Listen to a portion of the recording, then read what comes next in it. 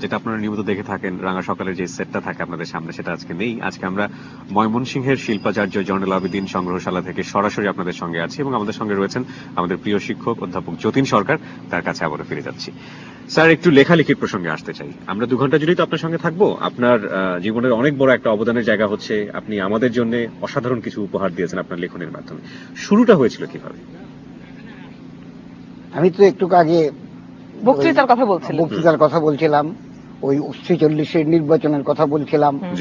তারপর ওই এরপরেই আসলো দেশভাগ, এবং এই দেশভাগের আগের যে ঘটনা 46 সাংঘাতিক লারকালেঙ্গে পাকিস্তান শোনা গেল একদিকে, আমরা যে তখন বলতাম বন্দে মাতরম জয় হিন্দ, সেটার জন্য চাপা পড়ে গেল লরকেলেঙ্গে পাকিস্তানের কাছে। এবং ওই হিন্দু মুসলমানের সম্পর্ক, এই ঠিক আমি তখন ক্লাস 4-এ পড়ি, এর আগে যা দেখতাম রাতারাতি যেন বদলে গেল। সেই বিষয়গুলি কিন্তু আমার যে বই পাকিস্তানের জন্ম মৃত্যু দর্শনের মধ্যে আমি খুব বিস্তৃত ভাবে অনুপুঙ্খ সহকারে আমি লিখে গেছি। সেটাতে আমি বলেছি ধুতি লুঙ্গি দ্বন্দ্ব সমাস। ধুতি আর লুঙ্গি এই দুইটি পোশাক তখন ওই দ্বিজাতি তত্ত্বের প্রতীক হয়ে গেল। আগে কিন্তু সবাই ধুতি পরতেন। আমি আমার মানে প্রাইমারি স্কুলের শিক্ষক, আমাদের প্রধান শিক্ষক ছিলেন সোনাপুর উদ্দিন, খুব ভালো মানুষ, তাকে ধুতি পরতে দেখছি। কিন্তু রাতারাতি দেখা গেল সমস্ত মুসলমান লুঙ্গি পরে শুরু হলো। কাজেই এই লুঙ্গি দিয়েই বোধহয় বোঝা যেতে পারে, লুঙ্গি আর ধুতির যে পার্থক্যের মধ্যে দিয়েই দ্বিজাতি তত্ত্ব গ্রামাঞ্চল পর্যন্ত বিস্তৃত হয়ে গিয়েছিল।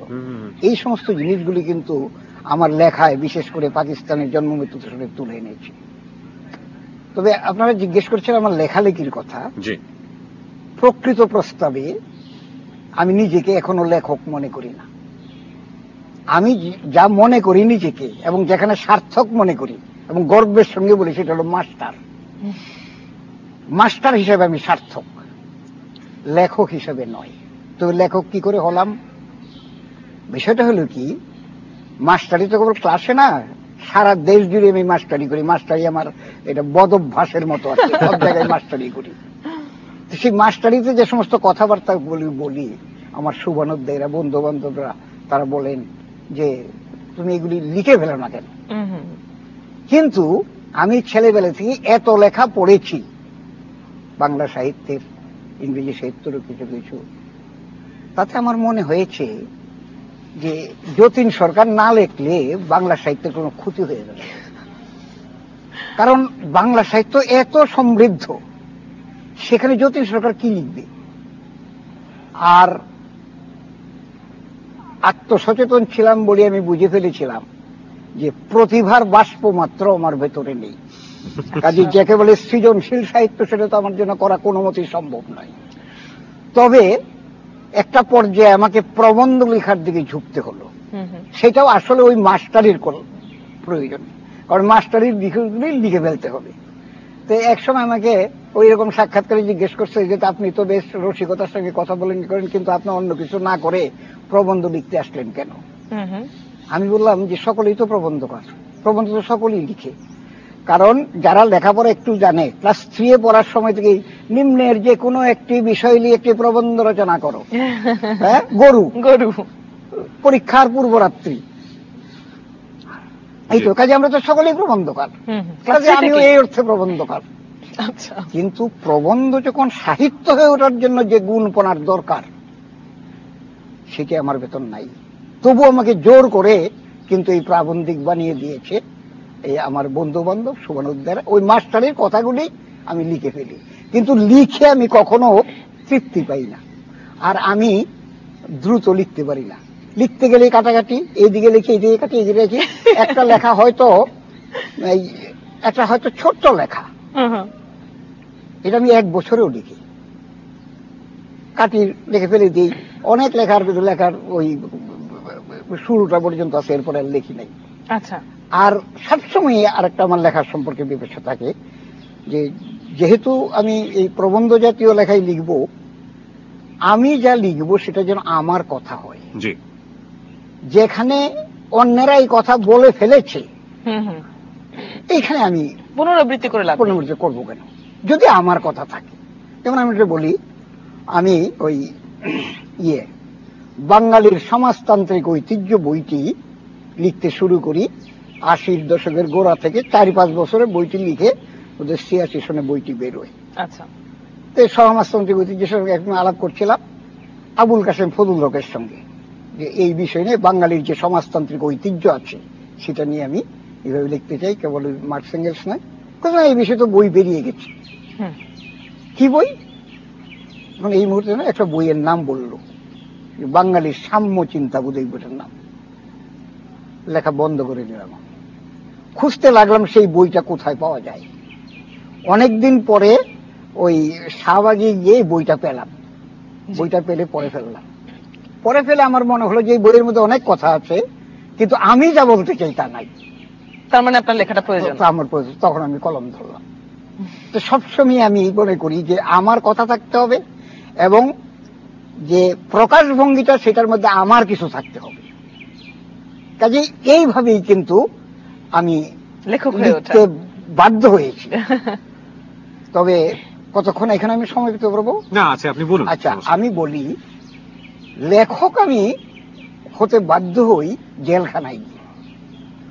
1976 সনের মার্চ মাসের 3 তারিখে আমাকে ধরে নিয়ে যায় থানায়। তখন আমি যেতে যেতে চিন্তা করলাম যে কমিউনিস্টদেরকে তো সহজে ছাড়ে না, কাজে আমাকে তো ধরেছে ছাড়বে না। এখানে তো একটু সমস্যা হয়ে গেল। আমরা তো একদম 70-এর দশকে চলে এলাম। একটু কোনো সমস্যা হবে না, আমি ওইখান থেকে বলছি কথাটা। তো সেই সময়ে আর কি আমার লেখালেখির প্রশ্নটা তো কিভাবে লেখালেখি হইল।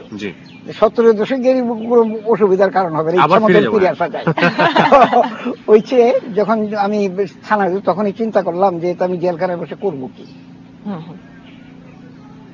একটা কিছু তো করতে হবে, আর কিছু তো করতে পারবো না। তো ব্যাকরণটা যে আমি ক্লাসে পড়াই, সব ছেলেরা ব্যাকরণটা খুব মনোমুগ্ধ মনে করে, তারা বাইরের কলেজ থেকে ব্যাকরণ শুনতে আসে, গল্পের মাধ্যমে বলি। জেলখানায় বসে ব্যাকরণ বইটাই আমি যেভাবে আমি পড়াই এইভাবে লিখে ফেলব। আচ্ছা, এই চিন্তা সেখানে করলাম। তারপরে 1 মাস লাগলো, 18 মাস জেলখানায় ছিলাম। 1 মাস পরে বাড়ি থেকে ব্যাকরণের বই খাতাপত্র এগুলি নেওয়ালাম, নিয়ে ওই 17 মাসে আমি ব্যাকরণের ভয় অকারণ নামে একটি পাণ্ডুলিপি তৈরি করে ফেললাম। তো সেই সময় চিন্তা করলাম যে কি করবো। 70-এর দশকে বলে তুমি কিছু মনে করো না, কারণ আমার লেখার সঙ্গে সম্পর্কিত। চিন্তা করলাম যে এই পর্যন্ত তো কিছুই করি না, লিখতে যখন হবে। আচ্ছা, ওই একটি বড় বইয়ের মধ্যে বঙ্কিমচন্দ্র রচনা বলে দেখলাম যে একটা পৃষ্ঠার মধ্যে কতগুলি শব্দ থাকে। হিসাব করে দেখলাম যে 230 থেকে 240টা শব্দ থাকে। আচ্ছা, তা আমি সিদ্ধান্ত নিলাম যে 3 দিনে ছাপার পৃষ্ঠার 1 পৃষ্ঠা আমি লিখবো। রোজ আমি 80টি করে শব্দ লিখবো কমপক্ষে, এবং এইটা অন্তত আমি 10 বছর চালিয়ে গেছি। 80টি করে শব্দ লেখা রোজ। লিখতে গিয়ে তো ব্যাকরণ, জেলখানায় বসেই ব্যাকরণ বই লিখি, কিন্তু তার মাঝে মাঝে আর কিছু, তখন এইটা সেইটা ওই প্রবন্ধ এটা লিখি। বেশ কিছু প্রবন্ধ জেলখানায় বসে লিখে ফেললাম। সেলিনা হোসেনের একটা বই, ওই হাঙ্গর নদী গ্রেনেড, সেই বইটা আমার কাছে ছিল, সেলিনা হোসেনকে দিয়েছিলেন। সেই বইটার একটা সমালোচনা লিখে ফেললাম। তো জেলখানাতেই আবার মানে বাঘের ঘরে তো ঘোগের বাসা থাকে, এই জেলখানাতে আমার কিছু লোকজন জুটে গেলেন, এবং এখনো আছেন ফরহাদ সাহেব, একজন জেলার হয়ে গেলেন, ডেপুটি জেলার। তিনি আবার ওই পার্টির সঙ্গে আগে যুক্ত ছিলেন। সেই সূত্রে ওই জেলখানা থেকে জিনিসপত্র পাস করে আমার বাসায় দিতেন, বাসার থেকে জিনিস নিয়ে যেতেন, এই সমস্ত কাজ কারবার উনি করতেন। যাই হোক, তখনই এই আমি যে সমস্ত লেখার মধ্যে এই লেখাটি ওই সেলিনা হোসেনের বইয়ের যে সমালোচনাটি, এটি বাড়িতে পাঠিয়ে দিলাম। সেটা পাঠিয়ে দেওয়া হলো সেলিনা হোসেনের কাছে। সেলিনা হোসেন দিলেন সমকালে। আচ্ছা, সমকাল তো জানতো যেহেতু জেলখানায় আছে, তার তো লেখা একটা ছাপানো যায় না। যতীন সরকারের মধ্যে দন্ত নটা বাদ দিয়ে তালিব বাসে বসিয়ে জ্যোতিষ সরকার লিখে ওই কিন্তু সমকালে আমার লেখা ছাপ হয়ে গেল জেলখানায় থাকতে। লোকজনে কিন্তু ধরে ফেললো, মানে পরিচিত হলো যে এটা যতীন সরকারের। আর ওই যে আপনি বলছিলেন যে লেখনীর একটা নির্দিষ্ট স্টাইল তো আপনি শুরু থেকেই রাখার চেষ্টা করছি, এই কারণেই তো পাঠক মানে আমার লিখতে এত দেরি হয়েছে। আমরা আপনার লেখালেখির প্রসঙ্গে আরো আসি, বিরতির পর ফিরি। আচ্ছা, ধন্যবাদ। এইটাই থাকবে, 70 বলছি বলে কিন্তু কোনো অসুবিধা না, হবে না। না, আমরা ফিরে আসবো। রাজনীতি জায়গাতে আমরা ফিরবো। হ্যাঁ, দর্শক মাছরাঙার সাথেই থাকুন, একটু পরেই ফিরছে। একটু পরে এর বড়